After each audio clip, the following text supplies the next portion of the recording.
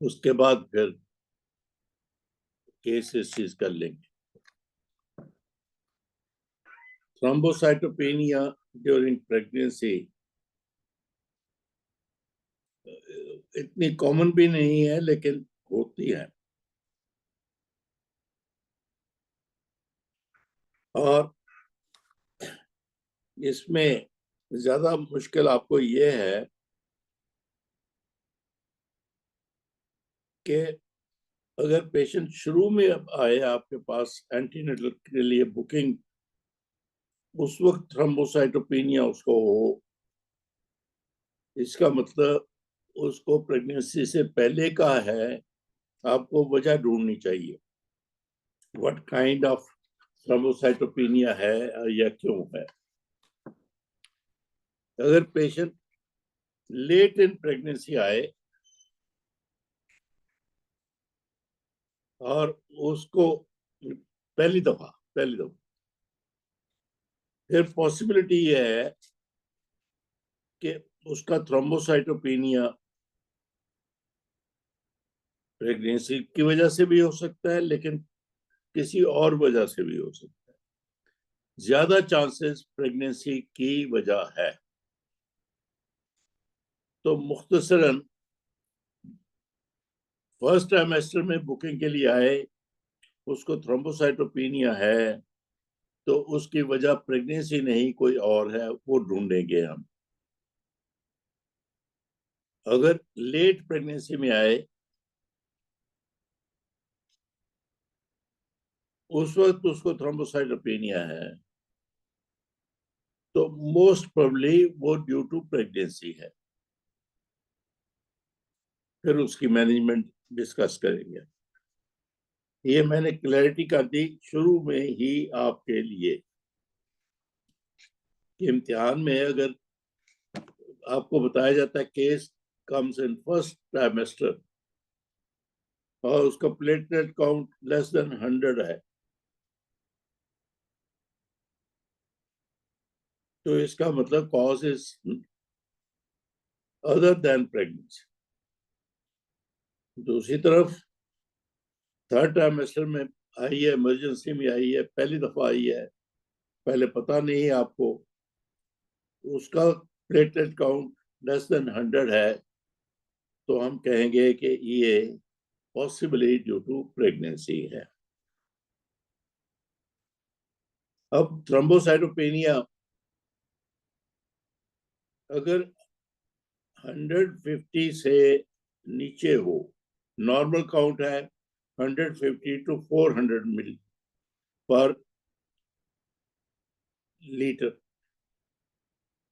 150 to 400 million पर litre normal count. और इसमें अगर 150 से कम हो तो हम कहते हैं हाइपो या थ्रोम्बोसाइटोपेनिया। इसको हम कैटेगराइज कर देते हैं, माइल्ड है बिटवीन 100 एंड 150, मॉडरेट है 50 टू 100 काउंट, और सवियर लेवल करते हैं जिसका 50 से भी कम हो।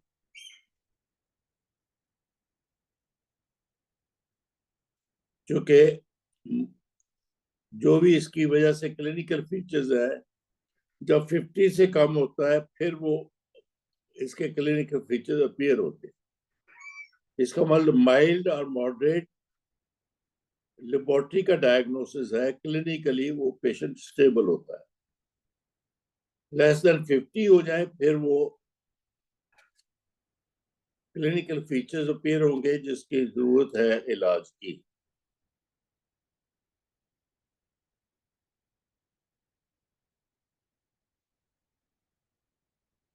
फिर कॉजेज हो गई,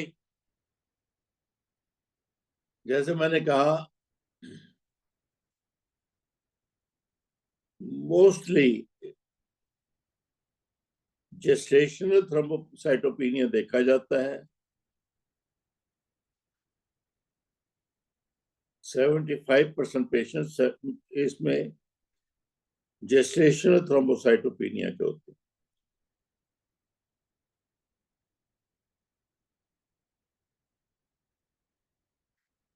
Only 4% because of ITP, idiopathic thrombocytopenia, और सिर्फ 1 to 2% है बाकी जिनकी वजह कॉन्स्टिट्यूशनल हो सकती है, कोई infection like dengue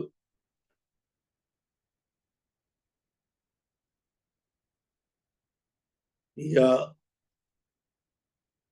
blood cancer, जिसमें सब काउंट लो हो जाते हैं, उसमें ये भी हो जाते हैं। मैं दोहराता हूँ, ड्यूरिंग प्रेगनेंसी थ्रोम्बोसाइटोपेनिया जो देखा जाता है 75% तो वो है जिसको हम कहते हैं gestational thrombocytopenia due to pregnancy, और मोस्टली वो माइल्डली ही होता है।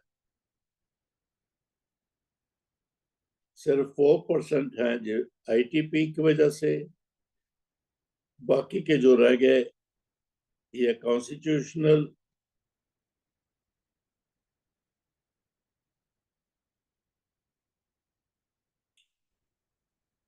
डेंगू फीवर या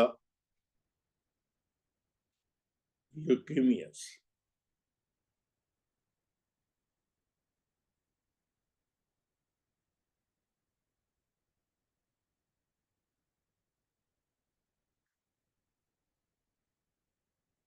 जेस्टेशनल थ्रोम्बोसाइटोपेनिया की वजह क्या हो जाती है, प्रेगनेंसी में क्यों हो जाता है, प्रेगनेंसी जिसकी वजह है वो क्या है?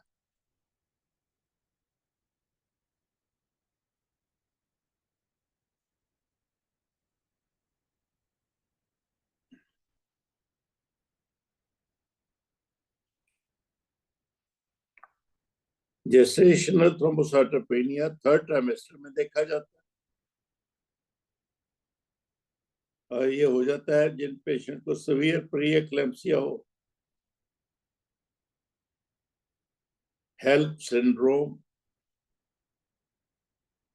acute fatty liver of pregnancy,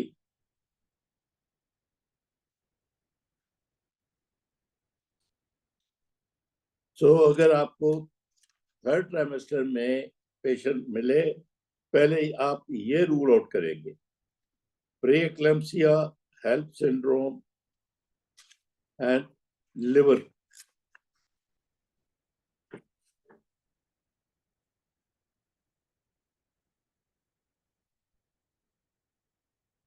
लेकिन बड़ी लंबी सी लिस्ट है प्रेगनेंसी के बगैर थ्रोम्बोसाइटोपेनिया जो होता है। टॉप ऑफ द लिस्ट पे आईटीपी,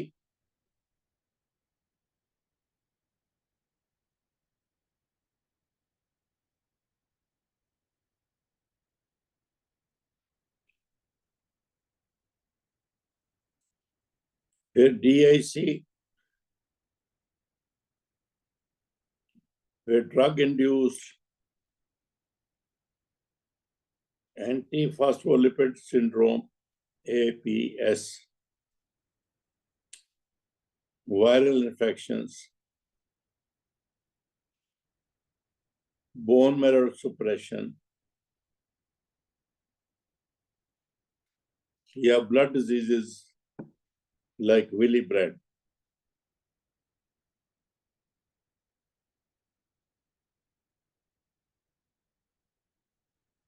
मैनेजमेंट का ना मोस्टली माइल्ड होता है, उसके लिए कोई स्पेशल मैनेजमेंट नहीं है। हाँ, अलबत्ता सीवियर हो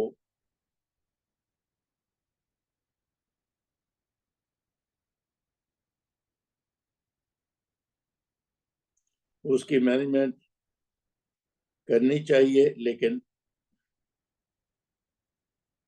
ये बात इम्पोर्टेंट है, अगर प्रेगनेंसी की वजह से है वो इमीडिएटली रिकवर कर जाता है आफ्टर डिलीवरी।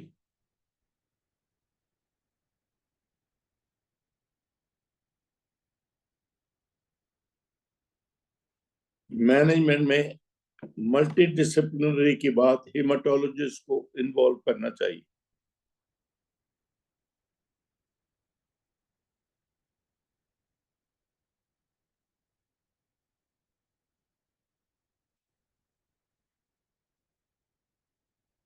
जो ये बात याद रखिए कि मोस्टली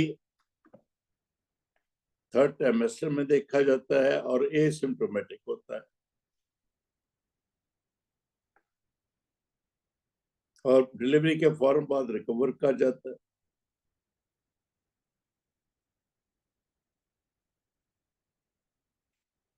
और इसके रिकरेंस के चांसेस अगली प्रेगनेंसी में होते हैं।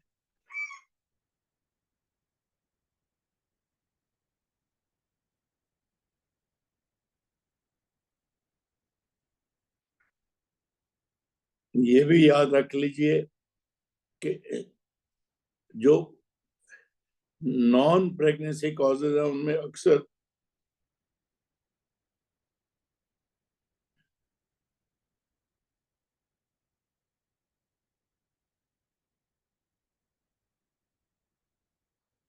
स्टीरॉयड दिए जाते हैं,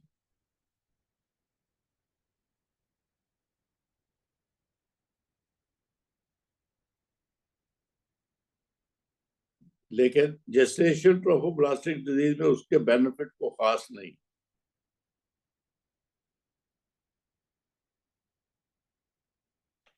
मोस्टली नो इंटरवेंशन, अगर सीवियर हो तो प्लेटलेट इन्फ्यूजन।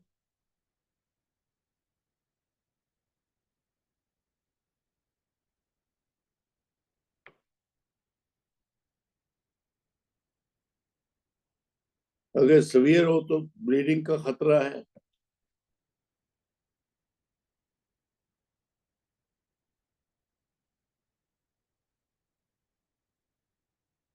तो प्लेटलेट इन्फ्यूजन। वो उस वक्त जरूरत होती है जब काउंट इतना लो हो कि 20 या 30 हो जाए पर लीटर।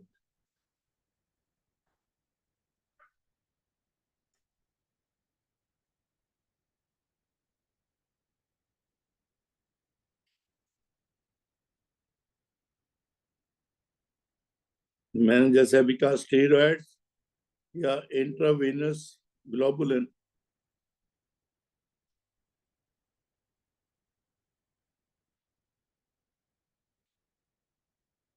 ये हेल्प करते हैं for increase quickly.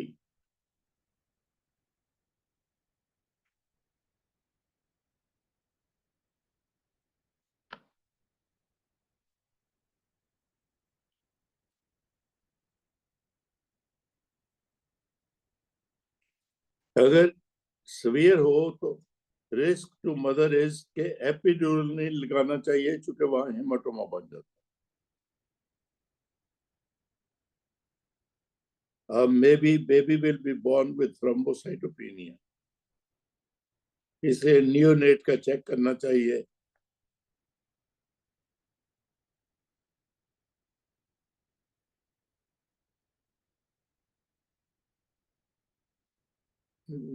may need immunoglobulin injection just because of thrombocytopenia. Cesarean section is not recommended. और एट बर्थ कॉर्ड ब्लड लेके उसका टेस्ट करने चाहिए कि बेबी को तो नहीं। बेबी को विटामिन के की जरूरत नहीं, इट डज नॉट हेल्प।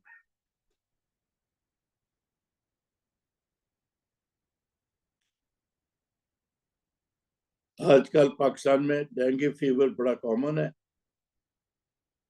इम्तिहान में हो सकता है इसके रिलेटेड सवाल पूछा जाए।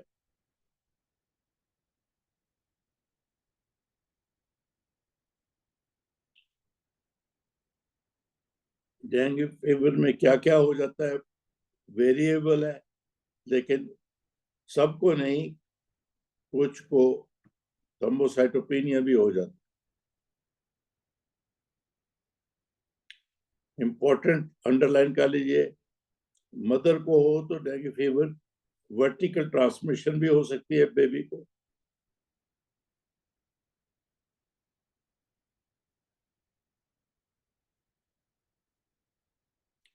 और इस डेंगू फीवर में सीवियर हो तो प्लूरल एफ्यूजन, हाइपोटेंशन, एसाइटिस और लिवर डिसफंक्शन भी हो सकता है। सो मेन ट्रीटमेंट या प्लेटलेट ट्रांसफ्यूजन, स्टेरॉइड्स या इम्यूनोग्लोबुलिन इंजेक्शन।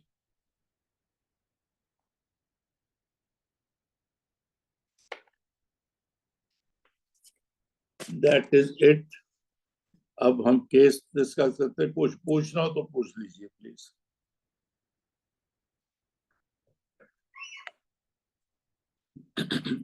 चलें, पहला केस तस्मिया है लाइन पे। जी सर, अस्सलाम वालेकुम। जी वालेकुम सलाम। आप कहाँ से बोल रही हैं तस्मिया? सर इस्लामाबाद से। गुड। ले, आपका केस है as 25, primi gravida,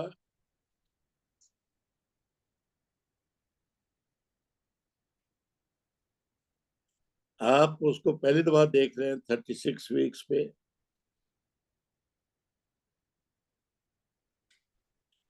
She gives history of epistaxis attacks before pregnancy.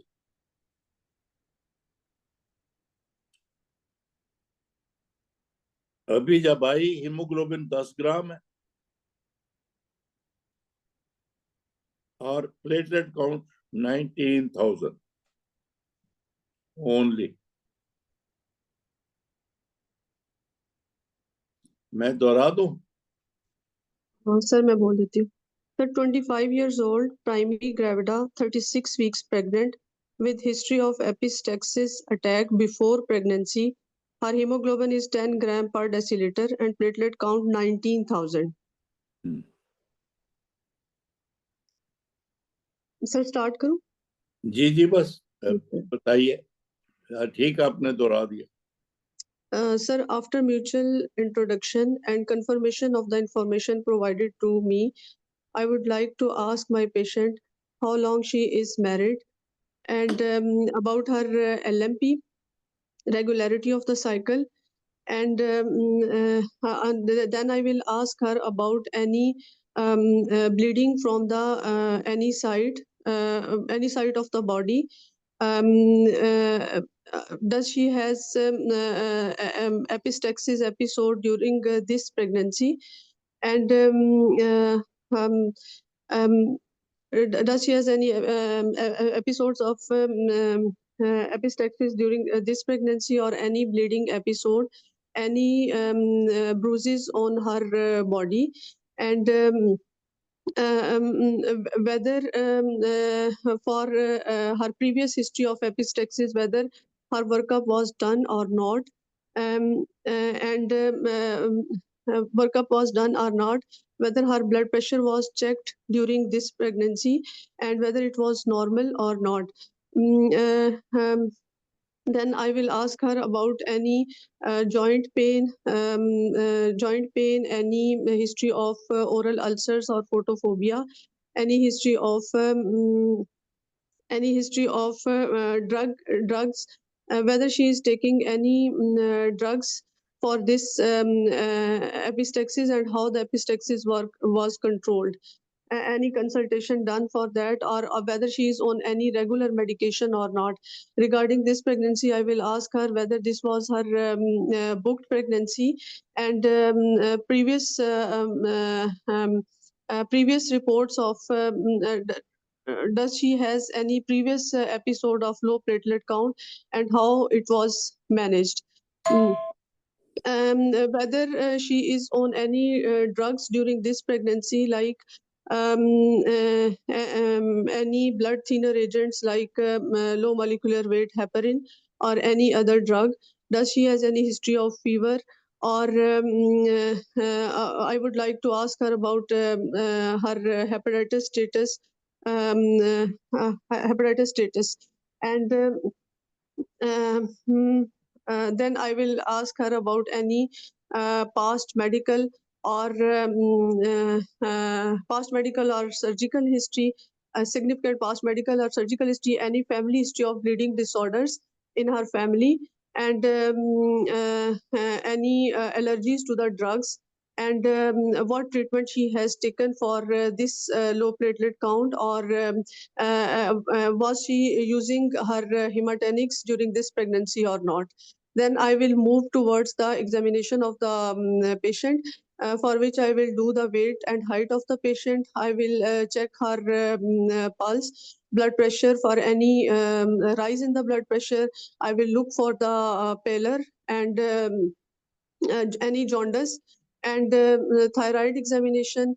I will check her temperature, and any positive physical findings on chest and cardiac examination.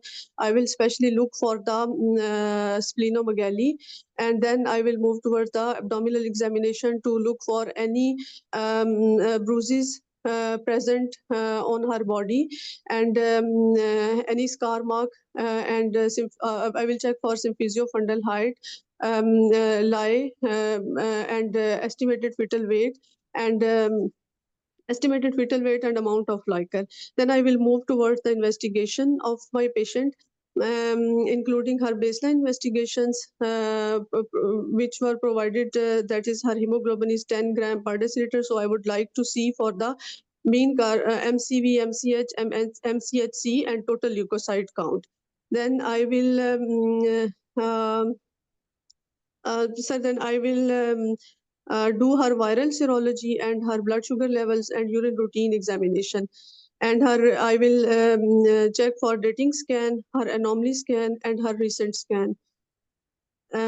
So then I will manage my patient with the counseling of the patient that she has a pregnancy with severe thrombocytopenia, and this is a very high risk pregnancy with its implications, like she is at risk of bleeding during pregnant. She is at risk of severe bleeding, and a risk of PPH, and bleeding from the any side, and this pregnancy needs she needs admission, and this her pregnancy needs correction of the platelets, as she's at 36 weeks and the platelet count is very low. So I will start her on treatment, and so I will start her on. I will counsel her that she needs platelet arrangement, and I will transfuse her with platelet transfusion.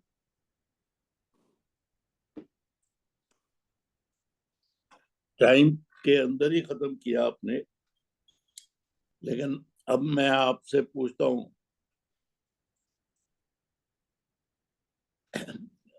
शुरू से शुरू करते हैं। जो जो बोला आपने मैंने सब कुछ लिख लिया कि how long she has been married, menstrual cycle regular, bleeding की कोई हिस्ट्री, एपिस्टेक्सिस की कोई हिस्ट्री, ब्रूजेस की कोई हिस्ट्री, कोई टेस्ट करवाया इस सिलसिले में उसने, जॉइंट पेन्स हैं, फोटोफोबिया तो नहीं है उसको, ड्रग्स कभी क्या इस्तेमाल की, ये प्लान्ड प्रेगनेंसी है तो उसको APH तो नहीं हुआ, और हेपेटाइटिस तो नहीं हुआ, फीवर तो नहीं हुआ, लिवर की डिजीज कोई है, एलर्जी है, उसकी फैमिली मेडिकल हिस्ट्री कोई है, फिर उसके बाद आपने उसको एग्जामिन किया,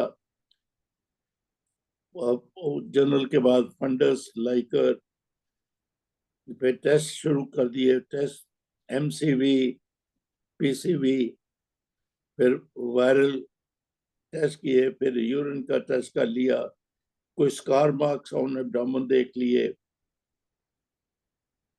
और क्या, थायराइड को देख लिया, स्प्लीन को देख लिया, जॉन्डिस देखा, फिर दोबारा पूछा ब्लीडिंग तो नहीं कहीं, पीपीएच या एपीएच तो नहीं हुआ, फिर उसको एडमिट किया, और प्लेटलेट काउंट जो कि बड़ा लो था उसको transfusion they, platelet transfusion I believe. ये है आपका यहाँ तक पहुंच, और आप पूरा टाइम ले लिया, टाइम के अंदर ही खत्म किया आपने। लेकिन ये सारे सवाल मैंने आप ही को किए हैं जो आपने बताए मुझे, यही स्टेटमेंट देके यू थिंक यू पास। 10वीं में भी मुझे बता दीजिए, आप खुद एग्जामिनर बन जाइए और मुझे बता दीजिए कि ये मैंने आपकी पूरी स्टेटमेंट को दोहराया है कि ये सारा कुछ कहा आपने, तो आपके ख्याल में आप पास हैं? बोलो सर हाँ या ना बोलो। सर कॉज फाइंड आउट करना चाहिए फॉर ये नहीं पता, थ्रोम्बोसाइट। मैं वो बात की बात है, मुझे ये बताइए आप पास हैं कि नहीं पास? सर नहीं। क्यों नहीं? आप खुद कह रही हैं नहीं, तो क्यों नहीं?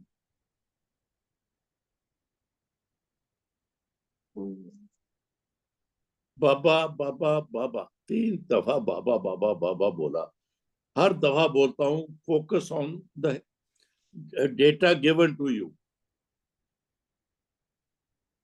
इस पेशेंट में डेटा है कि प्राइमरी ग्रेविडा 36 वीक्स पे आई है, 25 साल उसकी उम्र है, पास्ट हिस्ट्री ऑफ एपिसाइटिस रिपीटेड।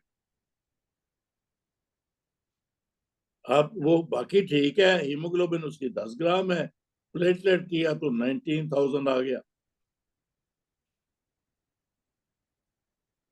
ये है हिस्ट्री।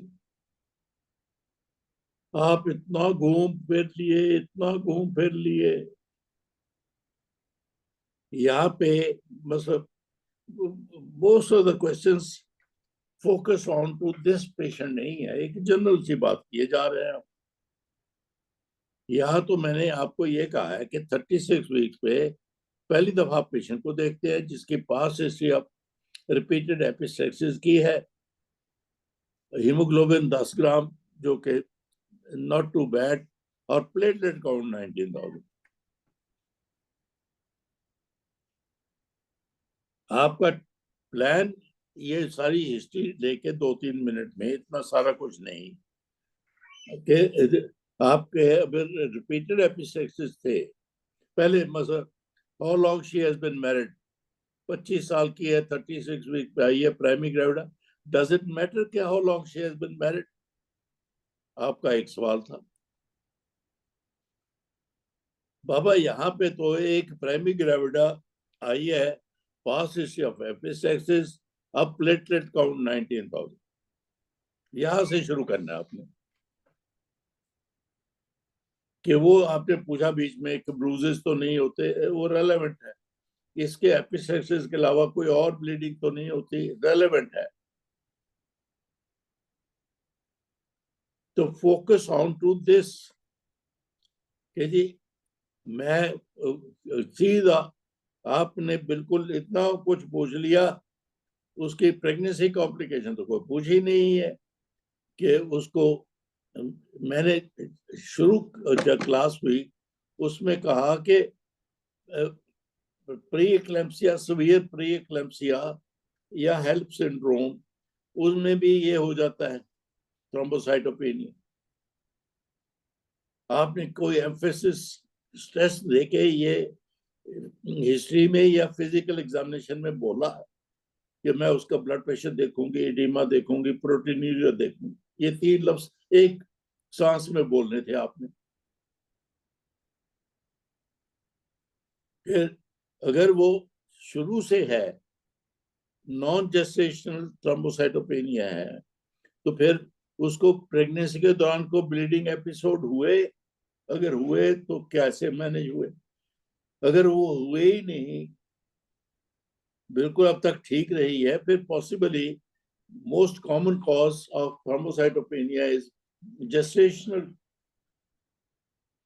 आपने सवाल भी पूछा कि इस प्रेगनेंसी के दौरान तुम्हें एपीएच हुआ, बात एक तो शायद कुछ कहा आपने कि रिपीटेड अटैक्स ऑफ ब्लीडिंग तो नहीं हुए, वही epistaxis, pregnancy related, skin related.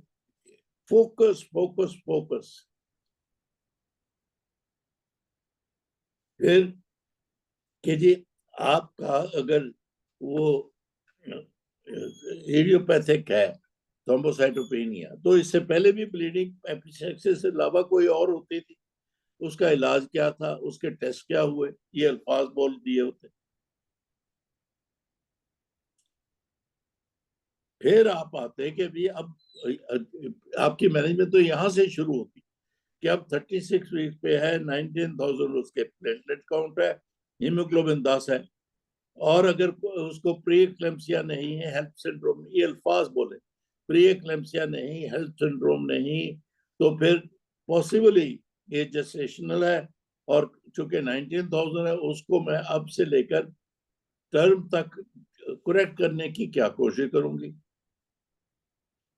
या आपने एक लफ्ज बोला, एक लाइन कि प्लेटलेट ट्रांसफ्यूजन या इन्फ्यूजन दे दूंगी मैं, लेकिन उसके बाद कुछ देंगी आपको, स्टेरॉइड देंगी, आप इम्यूनोग्लोबुलिन देंगी नहीं देंगी, ये कहिए कि मैं नहीं दूंगी क्योंकि वो खास तौर पर जेस्टेशनल थ्रोम्बोसाइटोपेनिया पे इफेक्टिव नहीं है, ये बताने के लिए कि आपको पता है ये दिए जाते हैं लेकिन नहीं।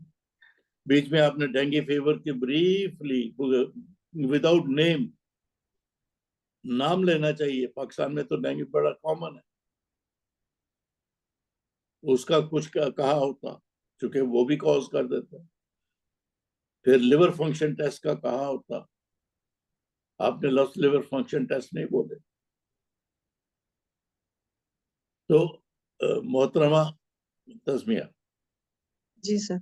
मैं ये थक गया हूँ क्या कह के कि हिस्ट्री पे 5, 7, 10 सेकंड दे के गौर करो, remain focus on to the data given to you, yes sir. तो उसको डायलेट करो। आपने एक जनरल सा लेक्चर दे दिया मुझे, antenatal care of the patient, बस, not this patient, antenatal care of a patient. अब 36 वीक्स पे आपने उसको दाखिल कर लिया, फिर उसकी मॉनिटरिंग कैसे करेंगी, नहीं करेंगी, उसको इंड्यूस करेंगी नहीं करेंगी, wait for spontaneous onset of labour और वगैरह वगैरह, ये डिलीवरी तक तो लेके जाओ ना बाबा उसको। फिर बच्चा पैदा होगा, कॉर्ड ब्लड लूंगी, ये करूंगी वो करूंगी, ये ऐसी बातें तो बोली नहीं आप, जी सर। समझ गए? I hope yes you sir. Don't get upset with me, लेकिन नो सर। लेकिन आप ये फोकस करना सीखिए बाबा। इस कोर्स में अगर आप एक बात यही सीख के चले जाए, माय जॉब इज डन, कि जो डेटा दिया गया है उस पर फोकस करना है हमने। जी sir.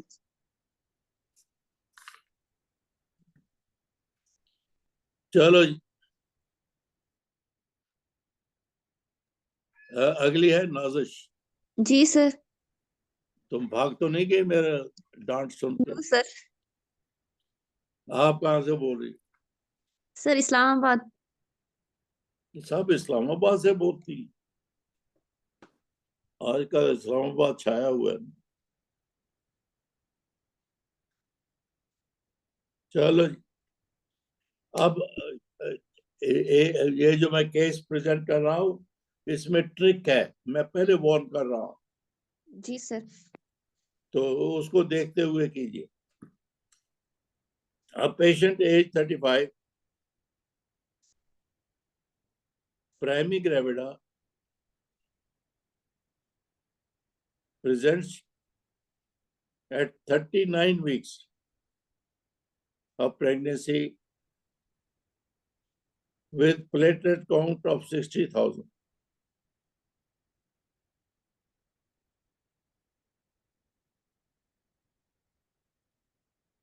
Ji sir.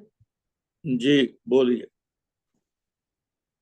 Okay, after mutual introduction and taking demographic biodata, I will ask my patient about any history of bleeding from gums and teeth or nose, or history of any other bruises over the body. Then I will ask my patient any workup done till now, any investigations or serial platelet count or any treatment taken like steroids or any injections given taken for that, and any history of increase BP, headache, right upper cardiac tenderness, or any history of fits, help preeclampsia, or any history of any taking any drugs or any infections like dengue, malaria, or any history of high grade fever, flank pain, drowsiness, and any history of HIV infection or any bleeding disease like blood cancer, and then I will ask any history of joint pain, oral ulcers, and bleeding in the family, or any how's her pregnancy going so far, history of taking oral hematinics, and history of any investigations done, and regular checkup from the doctor, any history of ultrasounds done, and previous history of gynae, her cycle. To help you, आपने बहुत सारे सवाल पूछ लिए. इन सब सवालों का जवाब 6 दिन perfectly all right, no problem, no bleeding, no headache, no fever, जो आपने सवाल पूछे. जी सर. ये बोलिए. Okay. Her hemoglobin is 12 gram per cent. Okay. After that, I will complete the remaining history like medical, surgical, allergies, socioeconomic, and past history.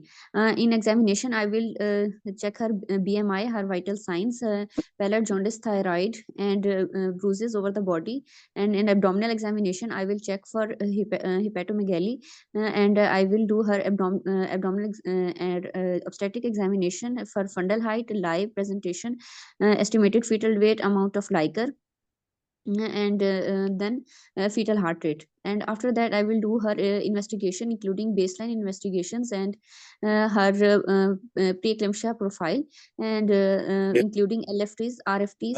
hemoglobin मैंने बोला ठीक ठाक है, 12 grams. WBC काउंट नॉर्मल है, और प्लेटलेट काउंट मैंने बता दिया आपको. सर LFTs और प्रोटीन यूरिया. LFTs करवाए, बिल्कुल ठीक बोला, ठीक है. और डेंगू फीवर के टेस्ट भी हो गए, वो भी ठीक है. चलो ठीक है. After that, I will do her fetal tests, including her dating scan, anomaly scan, and recent scan, and then I will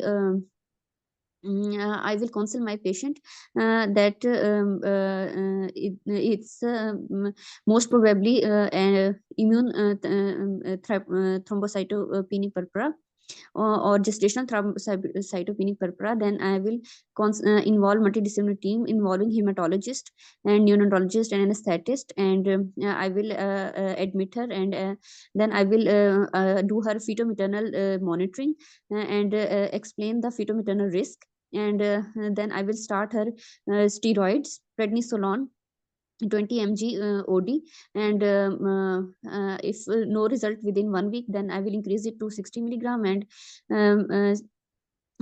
still no effect, then I can give her IV immunoglobulins or anti-D. If IV immunoglobulin is not available, then I will deliver her and take her to the term and await spontaneous onset of labor, and in labor, I will avoid invasive procedures and keep neonatologist on floor, and I will avoid invasive procedures like any fetal blood sampling or forceps delivery.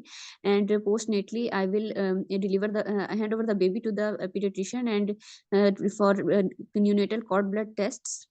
And oral vitamin K drops, and then I will do the active management of third stage of labor. Postnatally, I will give her advise her for breastfeeding, contraception, 6 week postnatal follow-ups, and pre-pregnancy counseling. मैंने आपको समझो तरस खा के 6 number दिए हैं, पास किया है, तरस खा के। मैंने पहले वार्न किया, there is a trick in this case. वहां से लेकर दिया कि जो कि आपने सब रेलेवेंट बातें ठीक बोली।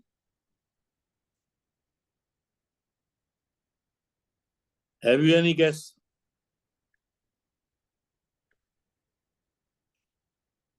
ले जी, अब फिर मुझसे नाराज ना हो।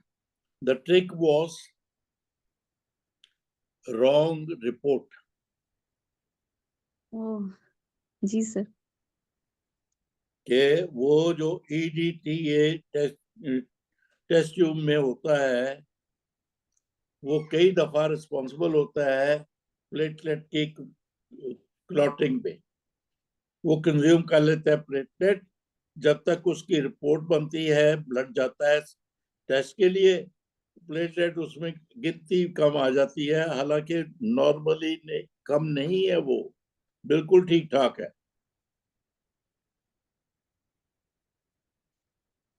जी सर, वो मैनुअल प्लेटलेट काउंट करवाते हैं इसमें। ये मैनुअल तब कि आप जब ये शक पड़े आपको कि कोई भी हिस्ट्री नहीं, कुछ नहीं, मरीज बिल्कुल ठीक ठाक है, रीचेक प्लेटलेट्स, बस एक ये ट्रिक था इसमें। और recheck with heparin in the test tube, not EDTA। क्योंकि बाकी सारा आपने सही बोला, इसलिए मैंने पास जरूर कर दिया आपको। लेकिन जैसा मैंने बोला कि तर्स खा के पास कर दिया, कुड़ी नु आंदा ते है, मेरी तरफ से चालाकी है।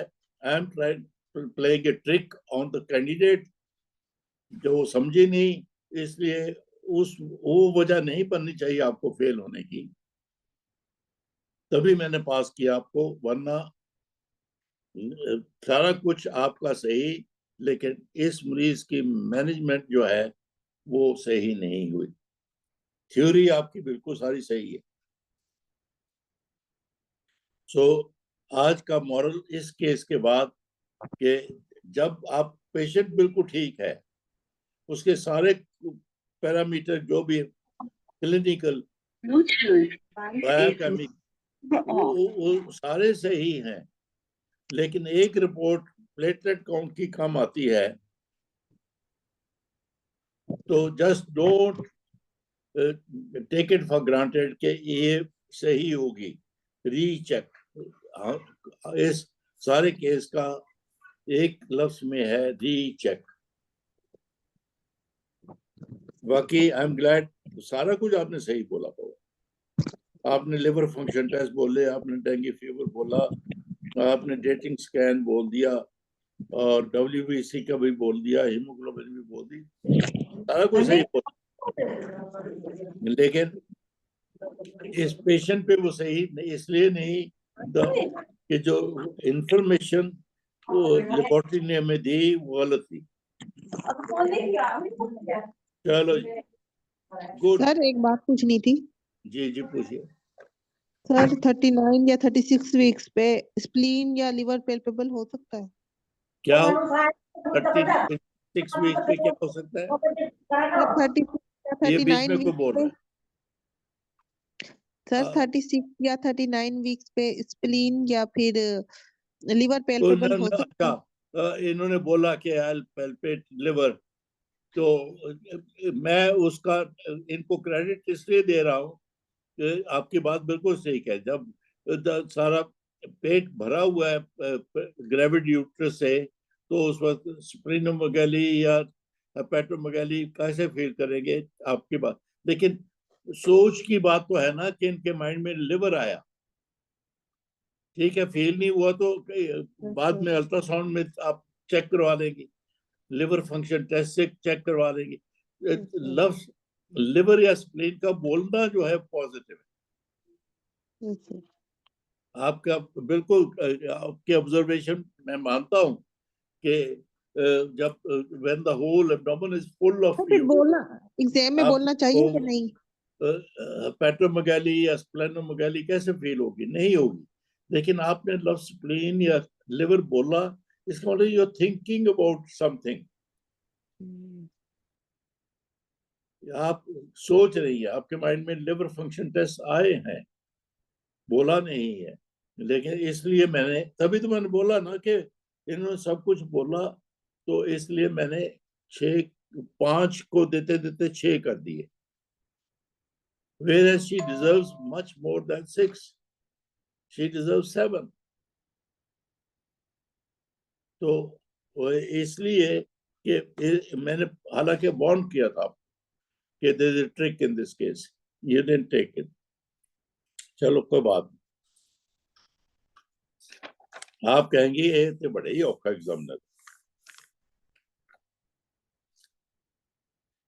बाबा यहाँ पे मैं मुश्किल एग्जामिनर बनूंगा तो फिर इम्तिहान में आसानी होगी। चलो जी, केस नंबर 3, इकरा बीबी है लाइन पे? जी सर, अस्सलाम वालेकुम। अस्सलाम वालेकुम। आप कहाँ से बोल रही हैं इकरा? सर मैं मुल्तान से। ओ माशाल्लाह। जब आप लोग मुल्तान से बोलते हैं, ग्लैड इन माय हार्ट, खुशी होती है मुझे मुल्तान की। जी सर। आप शायद राव की ट्रेनी हो के मैडम? जी सर, सर शाहिद राव की ट्रेनी हूँ सर। मैंने आपको पहले भी 1-2 केसेस प्रेजेंट किए थे। तो मैंने पास किया, फेल किया? सर एक में फेल किया था, एक में 7 नंबर दिए थे। ओए, ये तो माशाल्लाह माशाल्लाह। चलो फिर दूसरे क्यों नहीं आते आप? बाकियों से भी कहें वो ही प्रेजेंट करें, उसका फायदा ही फायदा है, सर नुकसान। ये नाजिश, सर ये जो अभी नाजिश ने प्रेजेंट किया, इसे भी मैंने ही बताया था आपका। चलो, ये सारे सर मैं बताती होती हूँ सबको। हाँ अच्छी बात है। चलो, वैसे भी मैं तो निश्चेरियन हूँ। जी सर, थैंक यू सर। चलो सर मैं भी चलो, निश्तेरियन हूँ। हाँ जी, सर नाजिश बात कर रही हूँ सर, मैं भी निश्तेरियन हूँ। यार वेरी गुड माशाल्लाह। आपका एन कितना नंबर है भला? N56। सर और मेरा मैं N58। और मैं सिर्फ N6। 6, ओनली 6। ओनली 6। आपके और मेरे दरमियान 50 साल का फर्क, जस्ट इमेजिन। चले, मैंने तो निश्तर को बनते देखा है बाबा। चले, एक केस का ही टाइम रह गया। Iqra Bibi, age 25, primary gravida, at 36 weeks, admitted with high-grade fever for 4 days. Previous antenatal was normal, no complication up till now. और उसका डेंगू फीवर का टेस्ट हुआ, वो पॉजिटिव है। Platelet count 45,000। बोलिए, आसान सा केस। सर सर मैंने डेंगू फीवर पढ़ा तो नहीं, अब उसकी मैनेजमेंट तो मुझे नहीं आती इतनी अच्छी। नहीं, मतलब सीधा साधा कि अब तक नाउ शी वाज ऑलराइट, अब डेंगू फीवर हुआ है। डेंगू फीवर की वजह से प्रेगनेंसी में क्या होता है, और उसको आप फीवर को कैसे ट्रीट करेंगे बाद में, तो उसकी डिलीवरी क्या कुछ कैसे करेंगे? 36 वीक्स पे है। ठीक है ठीक है सर। बोलिए। Sir, as this patient is diagnosed with fever, so I will ask about sir diagnosis हो चुका है ना उसका डेंगू फीवर का, तो सर मैं मैं उसे जी सर। मैंने कहा ना है, बार बार जी एग्जाम में सर। पूछोगे फिर वो इरिटेट हो जाता जी सर। सर मैं उसे बताऊंगी कि आपको डेंगू फीवर है तो इसमें हम स्पोर्टिव केयर देंगे, और साथ में सर उसकी जो है ना कंप्लीट ब्लड काउंट और प्लेटलेट काउंट जो है वो चेक करते रहेंगे, और सर उसे जो है ना एंटीपायरेटिक्स देंगे, स्पोर्टिव मैनेजमेंट करेंगे, और फीवर जब सेटल होगा फिर उसके बाद सर उसका मैं स्कैन करके कंफर्म भी करूंगी, फीटल स्टेटस को भी देखूंगी और फीटल हार्ट रेट वायबिलिटी वगैरह भी चेक करूंगी, और सर उसके बाद जो है ना सर मैं उसे मॉनिटर करूंगी, और जब ये सेटल हो जाएगा तो टिल टर्म ले जाऊंगी, और उसके बाद उसकी प्रेजेंटेशन अगर कैफेलिक है और जो है सीपीडी रूल आउट करके as my patient is primary gravida, तो सर मैं फिर उसे टर्म पे ले जाऊंगी और इंड्यूस करूंगी। नहीं, पास नहीं। अगर सीधा सीधा आपको इस तरह से बताया जाए कि पेशेंट को प्रेगनेंसी ठीक है अप टिल नाउ, और लेकिन ये कॉम्प्लिकेशन हो, कोई इन्फेक्शन होगी, कोई कुछ हो गया, तो आपको सबसे जी पहले बोलना है कि यही जो आपने कहा कि अगर डेंगू फीवर उसका कंफर्म है तो I will council my patient के प्रेगनेंसी का फीवर पे क्या असर होगा, क्या सर है, हाँ। और फीवर का प्रेगनेंसी पे क्या असर होगा। Effect of fever on mother and baby. और मतलब इस इन्फेक्शन का प्रेगनेंसी पे क्या असर है, और ड्यूरिंग प्रेगनेंसी क्या ये बीमारी ज्यादा हो जाती है, उसी तरह रहती है, कम होती है, ये बताऊंगी। और फिर उसके बाद उसके टर्म तक मैनेजमेंट जो है अब मेरे पास आ गई है तो क्या करूंगी ये बताना। 3 बातें आपने बतानी है इस पेशेंट में। As this patient is at 30 primary gravida, 36 weeks, and up to now no complication, but now she has got dengue fever. पहले तो जो आपने बोला सारा कुछ कंफर्म करूंगी मैं डेंगू फीवर को, फिर उसके बाद I will council my patient the effect of dengue fever on the pregnancy,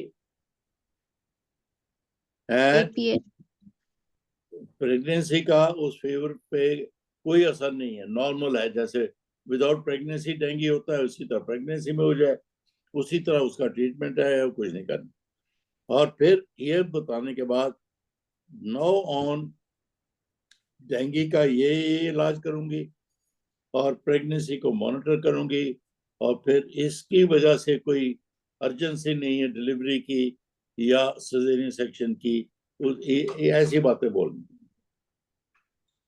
चले हमारे पास 5 मिनट हैं, इसी को दोहरा लेते हैं। वैसे तो मैंने एक केस और भी तैयार किया हुआ। हाँ जी सर। जी सर ये क्वेश्चन था, ये जो आपने लास्ट वाला केस डिस्कस किया है, अभी तो अभी इसमें हम जी सर, इसमें हम सर ब्रीफ इसकी एंटीनेटल हिस्ट्री नहीं लेंगे या सिर्फ यहीं से स्टार्ट कर देंगे, क्योंकि most of the examiner says कि जी आपने उसका ब्रीफ जो आपका एंटीनेटल पीरियड है फर्स्ट ट्राइमेस्टर सेकंड ट्राइमेस्टर उसको टच कर आगे जाए। नहीं, वो सीधी सी बात है यार कि डेंगू फीवर का आपको मैनेजमेंट विदाउट प्रेगनेंसी आनी चाहिए, कि फीवर होता है तो उसमें क्या क्या कॉम्प्लिकेशन हो जाती है और उनकी क्या मैनेजमेंट होती है, और ये आपको आनी चाहिए। जब वो आती है आपको तो इधर pregnancy up till now normal, इस प्रेगनेंसी पे इसका क्या असर हो सकता है, हाई ग्रेड फीवर का, उसके लिवर कॉम्प्लिकेशंस का, उसके प्लूरल फ्यूजन का, क्या क्या ये डेंगू की वजह से हो सकता है। After it carry some morbidity and mortality, तो वो ये पॉसिबिलिटीज है। इसलिए चूंकि ये इस वक्त डेंगू की मैनेजमेंट में 2-3 लाइनों में ये करूंगी, और फिर पेशेंट की monitoring from now on till delivery ये होगी। फिर बेबी को जो कि इसकी वर्टिकल ट्रांसमिशन होती है। बेबी को भी फिर देखूंगी कि ये है कि नहीं है, क्या है, ये बोलना है। Sir please fourth case history बोल दें। Fourth challenge case history, case history fourth जो मैंने बनाया था केस, वो इसके बाद तो वो भी आपको आसान लगना चाहिए, लेकिन मुझे पुख्ता यकीन है आपने कुछ नहीं सीखना और उसमें भी वही गलतियां करनी। सुन लीजिए केस हिस्ट्री, मैंने तभी उसको चौथे नंबर पर रखा। Age 30, primary gravida, she is a case of pre-eclampsia. Blood pressure 160/100, edema, feet, proteinuria, urinary proteinuria present.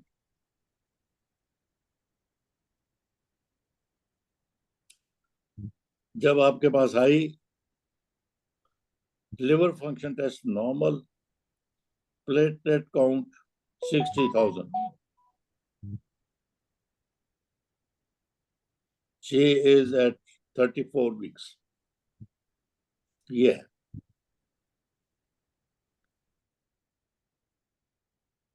फिर बोल दूं? सर मैं बता दूं इसकी मैनेजमेंट शॉर्टली। वेरी गुड, बताइए। सर इसको ब्रीफ हिस्ट्री और एग्जामिनेशन के बाद जो है वो इसको मैं इन्वेस्टिगेशंस इसकी कंप्लीट करूंगी और उसके बाद मैं इसको जिसमें डॉपलर अल्ट्रासाउंड और बाकी की इसकी प्रीएक्लेम्पशिया प्रोफाइल है, फिर मैं इसको एडमिट करके I will admit her and I will explain the feto maternal risk and I will give her anti hypertensive. एक मिनट जी, आपका नाम क्या है? नाजिश फातिमा। नाजिश? जी सर। फिर आगे नहीं, ऐसे केस में जब आपने क्विकली कुछ बोलना हो, आप यहाँ से शुरू करेंगी। I will admit the patient. ना ना ना, सुन लो। Admit कर sir, 160 100 BP है उसका। तो बाबा सुनो, first we have to manage her blood pressure. After detailed सुनो history तो and exam. सही। जी सर। सही है सर। यहाँ से शुरू करेंगी। My patient is a primary gravida at 36 weeks या जो भी, and with severe pre-eclampsia. सीधी सीधी ये तो मैंने बात बताई है ना, कोई you're not cooking up. मैंने खुद बोला she is a case of pre-eclampsia. She is a case of severe pre-eclampsia with platelet count of 60,000.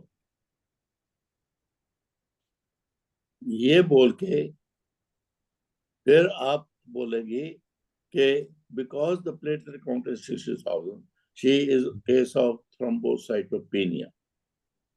ये एक लाइन बोल के आप यहीं पे पास, एक लाइन बोलने पे पास। फिर आपने बोलना है कि because she is a case of thrombocytopenia, मैं उसके ये टेस्ट करूंगी और उसकी वजह से कोई स्पेशल मैनेजमेंट है, इसको प्लेटलेट देने हैं नहीं देने, रेडी रखने हैं, ग्लोबुलिन देनी है नहीं देनी, ये बोल के फिर you will come back to our pregnant woman और उस पे कि जी मैं ये सीवियर प्री-एक्लेम्पसिया उसको दाखिल करूंगी, उसको प्री-एक्लेम्पसिया के लिए बेबी और मदर को मॉनिटर करूंगी और फिर आप के नंबर 7 बल्कि 8 भी हो सकते। सर उसको डिलीवर भी करा लेंगे ना? और ये Severe फिर आप pre-eclampsia. वो फिर you change the case scenario to purely severe pre-eclampsia. वो आप सबको आता है, वो आप सबको आता है।